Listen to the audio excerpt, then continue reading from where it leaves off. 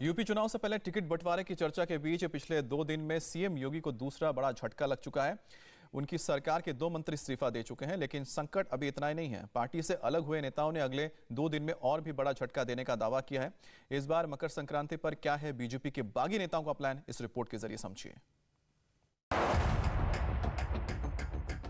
एक तो सियासत, ऊपर से चुनाव और उससे ठीक पहले सियासी खेमा बदलना। औरों को ये अजूबा लगे, लेकिन अखिलेश के खेमे में जाने की कमर कस चुके स्वामी प्रसाद मौर्य के लिए ये बीजेपी से ऊब है, ना उम्मीदी है।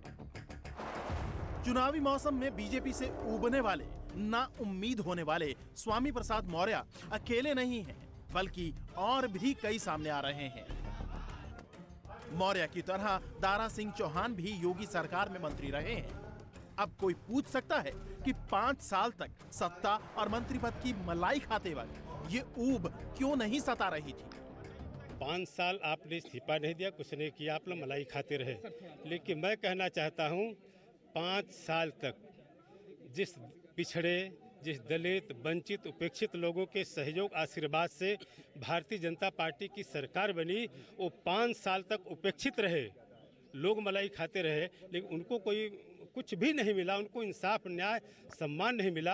इससे आहत होकर के मैंने आज सरकार से इस्तीफा दिया है। योगी सरकार में वन मंत्री दारा सिंह चौहान लिखित और मौखिक दोनों रूप से पार्टी से मोहभंग की कहानी बता चुके हैं। अब अगले 24 घंटे में इसका क्या क्लाइमेक्स होने वाला है, उस पर सबकी नजरें टिकी हैं। क्योंकि योगी कैबिनेट में मंत्री होने के नाते दारा सिंह और स्वामी प्रसाद मौर्य तो इस कहानी के लीड रोल में हैं, लेकिन सपोर्टिंग रोल में बीजेपी से मोहभंग करने वाले और भी कई किरदार हैं। इसमें स्वामी प्रसाद मौर्य और दारा सिंह चौहान तो हैं ही, रोशनलाल वर्मा, भगवती सागर और ब्रजेश प्रजापति भी शामिल हैं। बीजेपी में ये टूट एसपी सुप्रीमो अखिलेश यादव के लिए जाहिर तौर पर चुनावी समीकरण पर असर डालने वाला है। लिहाजा अखिलेश ऐसी सपोर्टिंग कास्ट के लिए बाहें फैलाए खड़े हैं। बस इंतजार है 14 जनवरी यानी मकर संक्रांति के शुभ दिन का।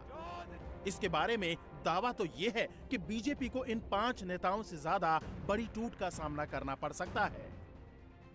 14 जनवरी को कितने लोग मंत्री, विधायक, नेता कितने रहेंगे सर?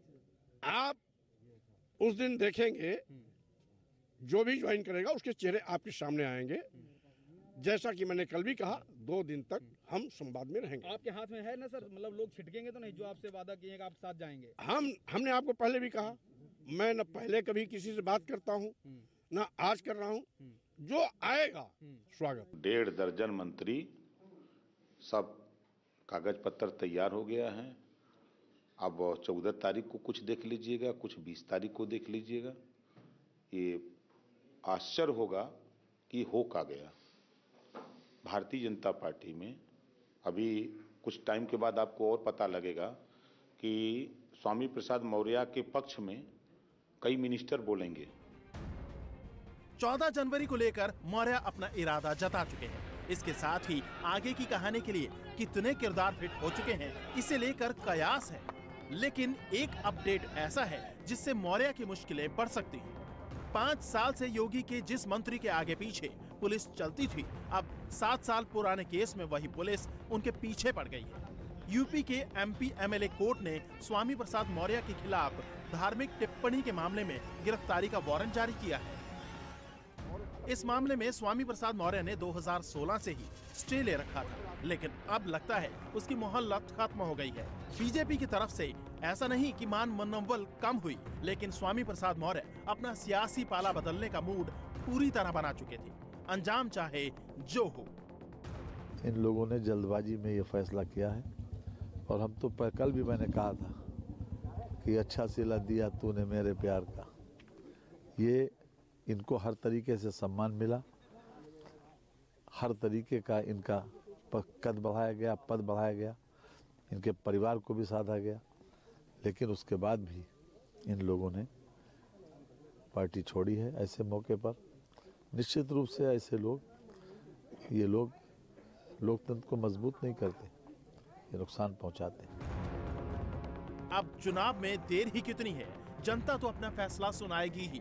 लेकिन स्वामी से लेकर दारा सिंह तक बीजेपी के तमाम बागी अपने वोट बैंक का दम दिखा रहे हैं।